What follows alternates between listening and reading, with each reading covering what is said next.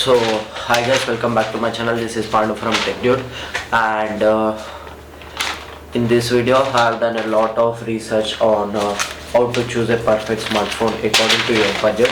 So, let us dive into it. Before that, please do like, share, and subscribe my channel, Tech Dude, and let us roll the intro.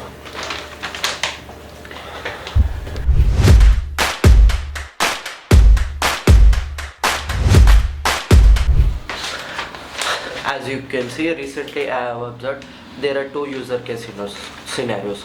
For example, a person is getting a phone with lead specs which it doesn't require a person's individual needs, or they choose the maximum specs in terms of purchasing smartphone which doesn't require for their needs.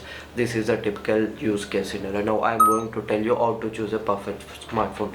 Talking about the processors, if I give you certain type of list and you have to get according to your budget, you have to choose this processor which offers you the maximum performance.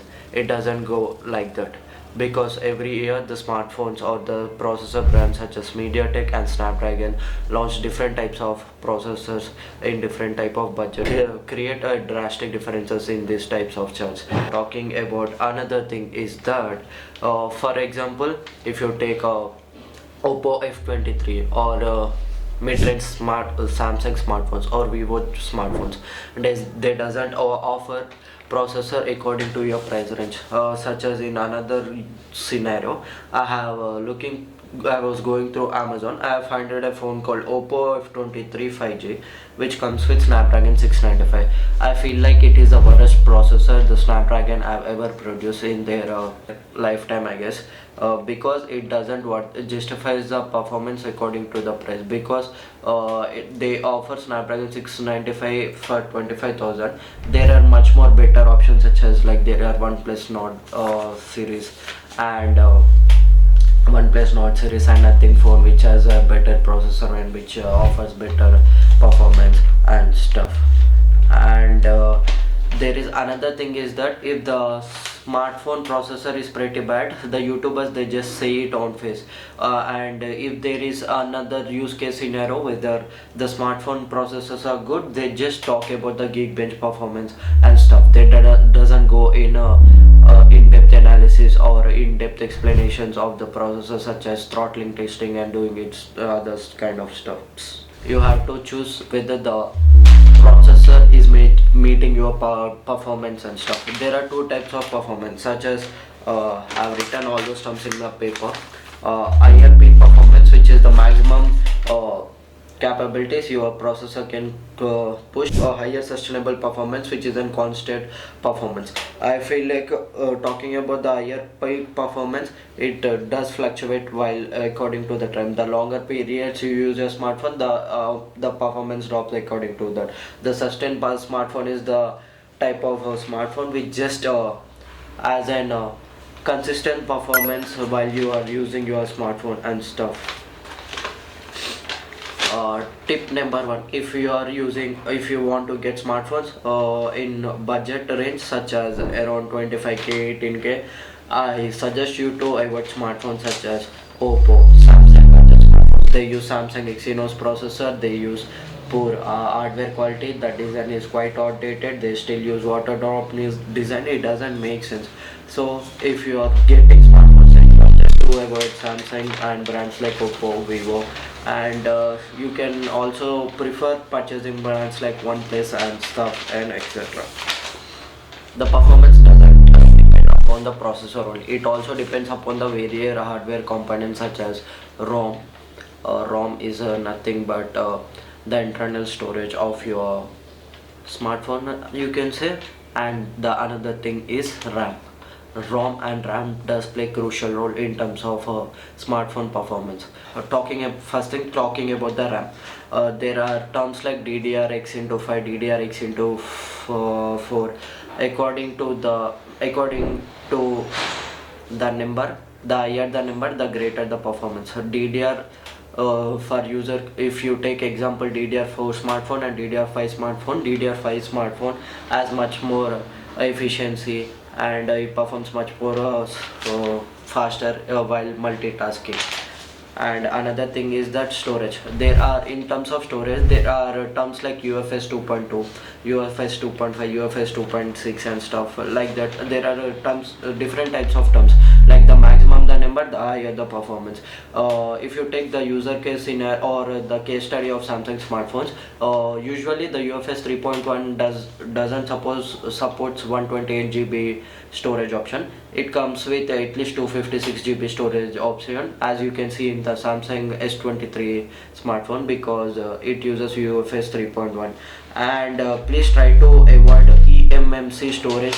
Please try to avoid it because it is quite outdated. And I will give you a chart where if you choosing smartphone at certain price range, it should have this type of storage model or storage options, like I have divided the budgets and different type of UFS storage. If your budget is this much, you have to choose that much that UFS model, so that it offers you equal performance according to the price you are paying. As you can see, Pixels and Pixel smartphones have lots of heating issues, and there are lots of network issues, like it doesn't as higher reception of network quality. There may be call drops, you will get less internet speed compared to any other 5G smartphones and stuff. And another thing is that budget Samsung smartphone which comes with Samsung Exynos processors also has the same bad reception network quality, just which decreases the overall user experience, what you use your smartphone for, network, internet browsing and stuff, and taking and receiving calls. If it doesn't serve the basic purpose why you're choosing why you're taking the smartphone, just keep in mind these are the some smartphones I have given which comes with bad network quality. And talking about the different types of security options, I have made a list. Samsung's comes with Knox security in terms of payments and protecting data and stuff. iPhone comes with Secure Enclave, and Motorola comes with a ThinkShield security, and Google Pixel comes with Titan chip. It helps in improving the security quality while making payments, or while hiding files, or while encrypting data. The phone data doesn't leak much. These types of smartphones have higher security compared to other brand smartphones. It has extra layer of protection in terms of simple language. Another thing is that OS. Majorly, there are five major OS which are ruling the smartphone market right now. One is One UI. You may see the One UI is the best experience. You will get time to time software updates and stuff. It comes with you can just uninstall the bloatware and stuff. They will give you time to time updates, but you will have lots of Samsung additional applications and stuff. Which one you should keep in mind. Another thing is Oxygen OS. Oxygen OS is nothing but OnePlus OS. Now you may call it as Color OS according to you, but after switching to the Color OS, it doesn't changed much. There is no ads in the OnePlus Oxygen OS still now. They are maintaining the software experience from now, but you will get some delayed time to time updates, which one should keep in mind. Another thing with OnePlus Oxygen OS and Color OS is that in Realme smartphones, if you use Color OS, you may find different types of bloatwares and ads which you could not find in OnePlus. There is a major difference between OnePlus or Color OS and Realme Color OS. Another thing is that talking about Nothing OS, it is quite inspired from Google stock Android experience with their own iconic pack and stuff. And OnePlus, talking about another software, it is Nothing OS. Nothing OS is quite inspired from stock Android, and you may see Nothing's exclusive icon packs on their smartphone. Like they are really taking the public's feedbacks, and they are quite improving their OS and making it much more user friendly, because Nothing is a beginner company, so they are taking the people's feedback and they are improving the OS according to the people's source and stuff. And they are also time to time they are giving security patches and major Android updates, and they are giving all the minor glitches, and they are fixing all the minor glitches and stuff in terms of camera of the smartphones and thing. So Nothing OS is also a better option. And talking about the Motorola is also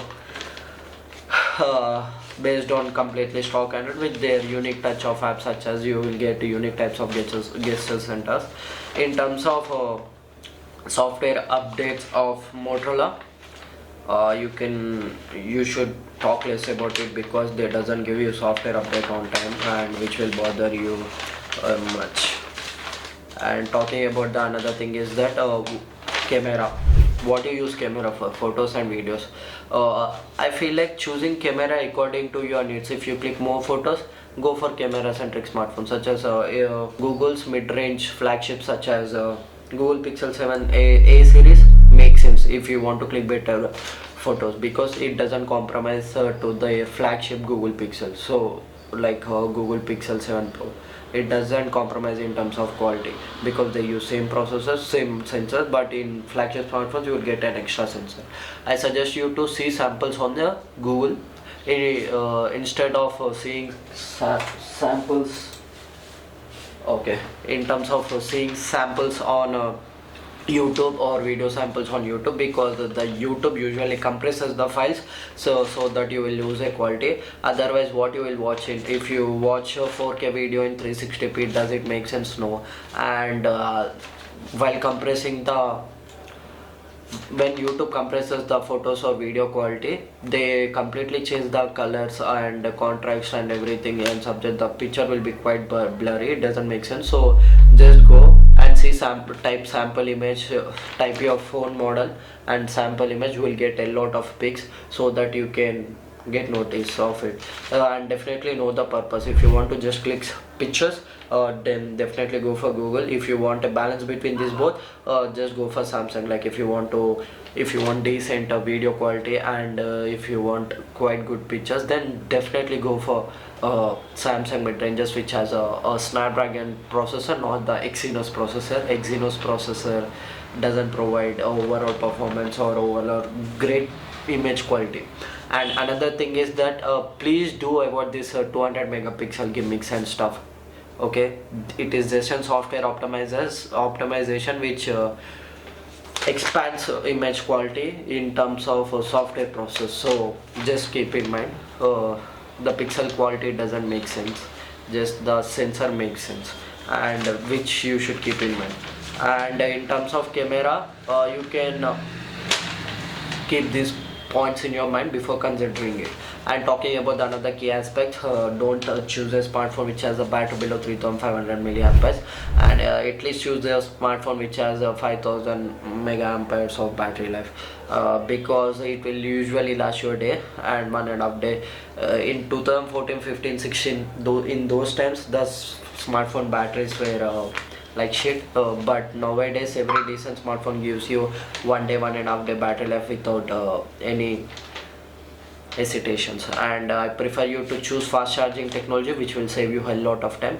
Imagine if you are in a rush situation, like if your flagship smartphone such as iPhone 15 takes 1 hour, 1.5 hour to charge, whereas your mid-ranger takes with fast charge, comes with a fast charging charges 1 to 100% in 30 minutes, which makes sense. So I suggest you to take a battery which has fast charging support and above 5000 milliamperes amperes. And talking about another key aspect, online versus offline, which is an interesting topic. I feel like if you go offline, you can feel the phone, and you can use it, you can take the feel of the phones. Usually you can check for the display. Not all AMOLED or displays are same, they doesn't provide the same picture quality. Their calibration provide you different colors and stuff. And another thing is that Google Pixel claims nothing from claims that it can display can go up to 1400 nits, but if you go in dark sunlight or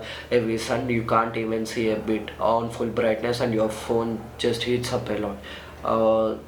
And you can know the feel of the smartphone, whether it suits you in your palm or the display is quite right for you, the weight is good and stuff. And in offline phone, even you can open the cameras and check the cameras whether it does uh, meet your preferences and not and stuff. And in offline you also get and different offers, such as when I went to Reliance Digital, they gave me 2 years of protection and stuff. If I break my smartphone in any chance, they will replace my smartphone with no cost.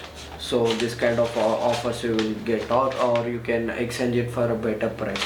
And talking about the last and major key aspect, I forgot to say that uh, while choosing a display, keep these things on mind. At least choose display which has 90 Hz as per 2024 standards, because 2023 is ending in 5 days, I guess. At least go for 90 Hz. iPhone users, I'm saying for you. And at least go for full HD display, which is mandatory, and avoid 10-bit displays and stuff, because what you can see in this 7 inches screen, what you can see in it, or 6.5 to 7 inches screen, paying extra money for 10-bit display on this smartphones doesn't make sense. If your budget offers, get a big TV or big monitor, so that you can view your content, you can get immersive experience and stuff. And don't go for nits on the paper, just see the brightness physically, and just go for it, and check whether your smartphone fits in your palm correctly, or it is heavy and stuff. Just keep everything in mind. You can feel it your phone physically. According to that, you can make your decision whether you should get a smartphone with this type of smartphone, or go for another, depending upon the in-hand experience. In-hand experience make more sense than YouTube videos and reviews, in my opinion.